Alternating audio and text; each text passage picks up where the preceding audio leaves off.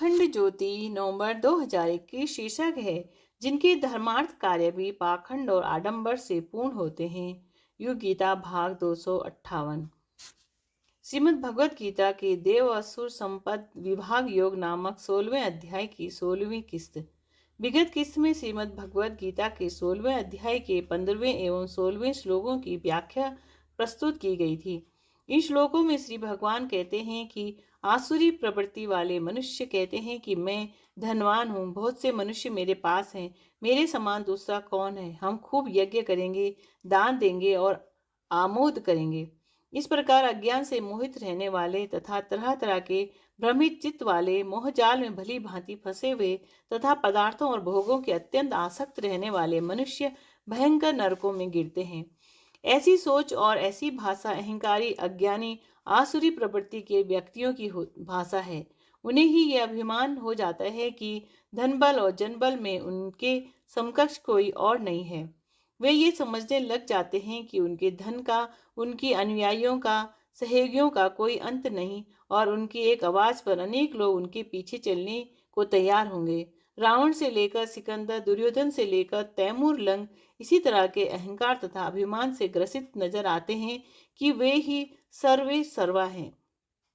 ऐसे ही लोगों को ये लगता है कि जीवन में परिष्कार की आवश्यकता नहीं है, बस यज्ञ कर देने या दान देने से उनकी जिम्मेदारी पूर्ण हो जाएगी।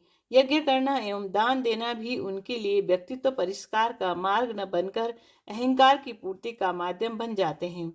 श्री भगवान कहते हैं कि ऐसा इसलिए होता है क्योंकि उनका चित्त अहंकार से, अज्ञान से आवृत रहता है और इसीलिए अशुद्ध चित्त के कारण वे मोह माया के पाश से ऐसे बंधते हैं कि सीधे नरक में जाकर के गिरते हैं। सारांश में कहें तो आसुरी वृत्ति वाले मनुष्य की चेतना या प्रकृति विध्वंसक होती है। ऐसा मनुष्य ईश्वर को नहीं मानता, स्वयं को ही सर्वे सर्वा मानता है। प्रकृति के कर्मफल के विधान को भी नहीं मानता, परंतु साथ ही यज्ञ करने और दान देने के दम्भ को भी नहीं छोड़ना चाहता है।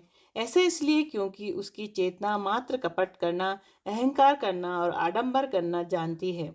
इसके उपरांत श्री भगवान कहते हैं, आत्म संभाविता स्तब्धा धनमान मदान्विता यजन्ते नाम यज्ञस्ते दम्भे ना विधि पूर्वकम। अर्थात वे अपने को सबसे श्रेष्ठ मानने वाले, घमंडी, धन और मान के मद में चूर रहने वाले, केवल दिखावे के लिए अविधि पूर्वक दंभ में भरकर नाम मात्र के यज्ञों को करते हैं। जैसे कि पूर्व में चर्चा की गई है, आसुरी प्रवृत्ति वाले पुरुषों की या व्यक्तियों की मूल रुचि अपने अहंकार की पूर्ति में ही होती है। इसीलिए उनको लगता है कि वे श्रेष्ठतम है, उनसे बढ़कर और उनसे ऊपर कोई और नहीं हो सकता। उनके लिए प्रगति का अर्थ भी प्रतिद्वंदिता होता है, हो जाता है। वे जीवन में आगे बढ़े इतना उनके लिए पर्याप्त नहीं होता, बल्कि वे दूसरों से आगे बढ़ें और उनके जीवन का प्रमुख लक्ष्य हो जाता है। इसीलिए जीवन का प्रत्येक आयाम उनके लिए एक तुलनात्मक दौड़ हो जाता है, जिसमें वो दूसरों से ऊपर सबसे श्रेष्ठ दिखने का घमंड बरकरार रखना चाहते हैं। ऐसी प्रवृत्ति वाले मनुष्य यदि धर्म भी करते हैं तो उनका धर्म भी धन के प्रदर्शन और मद की संतुष्टि में बदल जाता है। वे मंदिर बनवाते हैं तो चाहते हैं कि वो स्वर्ण जड़ित हो, सबसे बड़ा, सबसे भव्य और सबसे विशाल हो। वे यज्ञ भी करते हैं तो उसके पीछे वे देवत्व के, बांटने के, त्याग के, मानवता के, बलिदान के सूत्र को भूल बैठते हैं और करोड़ों रुपए खर्च करने को यज्ञ मानने लगते हैं। देखा जाए तो यह भी उनकी अहंकार की यात्रा का ही एक अंग है। उनके लिए दान का अर्थ है औरों से बड़ा दान और मंदिर का अर्थ है औरों से ऊंचा मंदिर। उनके लिए धर्म का मात्र इतना प्रयोजन रह जाता है कि वो धर्म भी उनके अहंकार को, उनकी श्रेष्ठता को सिद्ध करता दिखाई पड़े। स्वामी रामकृष्ण परमहंस के पास एक बार एक व्यक्ति सोने से जड़ित हार लेकर आया। उसे वो उनके चरणों में रखते हुए बोला, क्या आप इसे माँ काली की प्रतिमा को पहना देंगे? रामकृष्ण परमहंस बोले, क्यों? वह व्यक्ति बोला, यह हार सबसे महंगे वाले सोने का है। यह हार सबसे महंगे वाले सोने का है, सबसे बेहतरीन सुनार से बनवाया है। माँ को यह हार जरूर अच्छा लगेगा। स्वामी रामकृष्ण परमहंस बोले, अरे, जो संपूर्ण सृष्टि की स्वामिनी है, जिन्होंने यह सारा ऐश्वर्य निर्मित किया है, उनके लिए यह धूल के समान है। तुम्हें सोना महंगा लगता है तो क्या भगवान को भी ऐसा ही लगेगा? ऐसा अनेक व्यक्तियों के साथ होता है।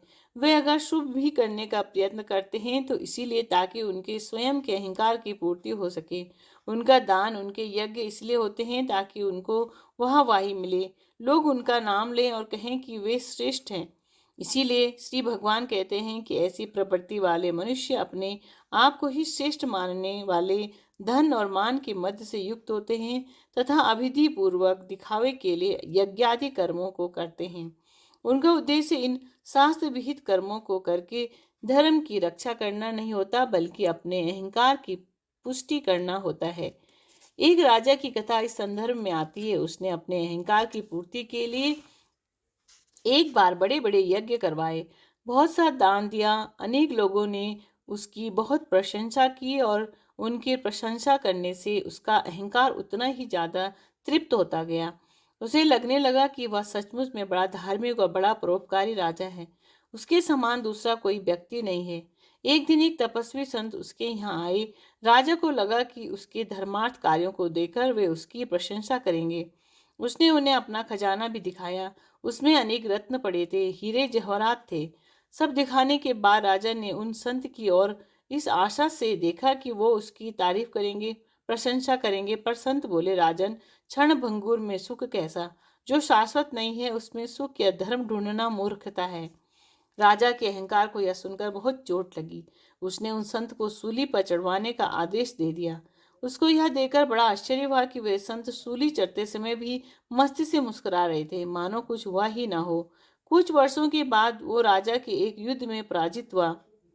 कुछ वर्षों बाद वो राजा एक युद्ध में पराजित हुआ।